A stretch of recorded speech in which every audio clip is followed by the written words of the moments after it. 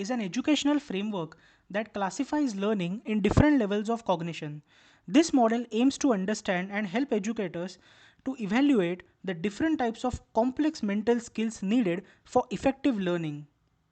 The taxonomy is often characterized as a ladder or a pyramid. Each step on the taxonomy represents a progressively more complex level of learning. The lower levels of learning serve as a base for the subsequent levels that follow. Bloom's taxonomy was developed by a committee of educators through a series of conferences held between 1949 to 1953. It was published in Taxonomy of Educational Objectives, the Classification of Educational Goals, and was named after Benjamin Bloom, the educational psychologist who chaired the committee and edited the book. There are 6 levels of Bloom's taxonomy. The original 6 levels were knowledge, comprehension, application, analysis, synthesis, and evaluation. In 2001, the original Bloom's taxonomy was revised by a group of instructional theorists and cognitive psychologists. The goal was to move away from the more static objectives that Bloom described to utilize action works that better capture the dynamic active learning process. The 6 levels of Bloom's taxonomy are remembering, understanding, applying, analyzing, evaluating, and creating. What is remembering? At the lowest level of the taxonomy, learners recognize and recall the information they have learned. This level focuses on memorization and memorizing the information and facts and recalling the concepts and facts which are learned. The second level is understanding. This level of the taxonomy involves demonstrating a comprehension of what has been learned. So it is understanding what you have learned. People are able to explain the ideas in their own words and explain what the concepts actually mean. The third level is applying. At this level of Bloom's taxonomy, learners are able to use the information and knowledge they have acquired in new situations. For example, they can apply a skill they have learned in order to solve a different problem or complete a new task. The fourth stage is analyzing. At this level, learners are able to break down information in order to analyze the components and examine their relationships. Here, learners are able to compare and contrast to spot similarities and differences. They can also make connections and spot patterns. The fifth is evaluating. This level involves being able to make an assessment of the quality of information that has been presented. Learners are able to evaluate arguments that may have been presented in order to make judgments and form their own opinions. And the last is creating. This represents the highest level of Bloom's taxonomy. Learners who reach this point are able to form ideas by utilizing the skills and knowledge they have obtained. This level involves the generation of creative, original ideas. How was Bloom's taxonomy actually worked out? Understanding and utilizing Bloom's taxonomy allows educators and instructional designers to create activities and assessments that encourage students to progress through the levels of learning. These activities allow students to go from the acquisition of basic knowledge and work their way through the levels of learning to the point where they can think critically and creatively. The progression of knowledge matters because each level builds on the previous levels. In other words, it is important to remember that students must have a solid foundation before continuing to build higher order thinking skills.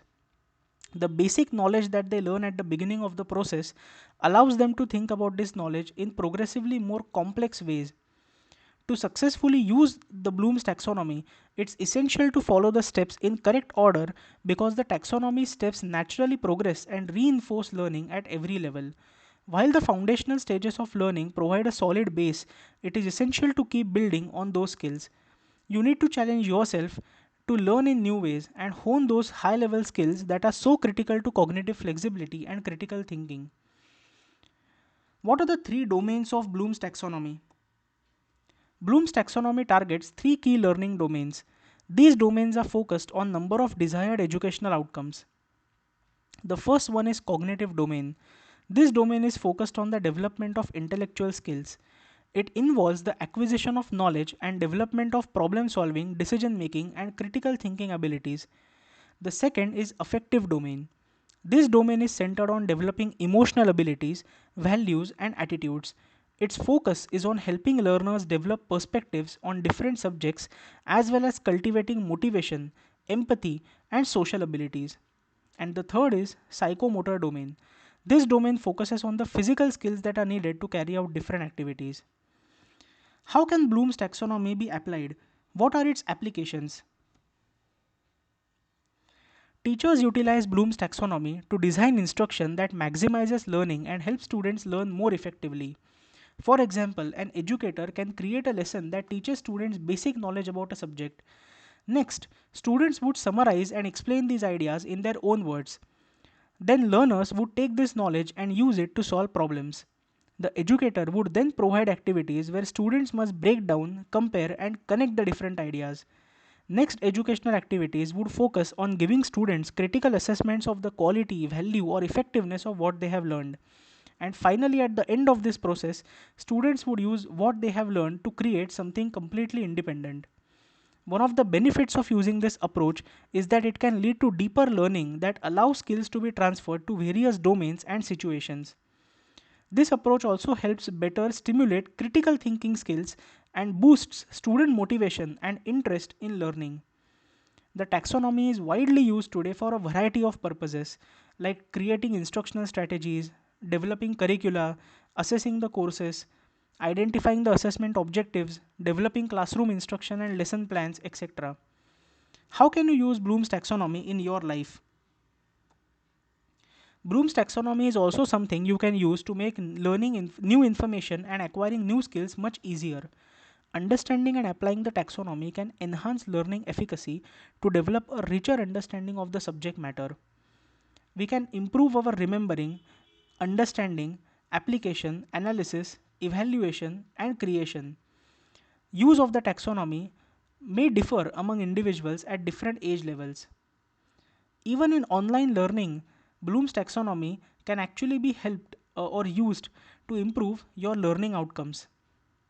However, Bloom's taxonomy also has certain limitations. It is still an influential theory and continues to influence classroom education and instructional design despite of all the criticisms that it has faced.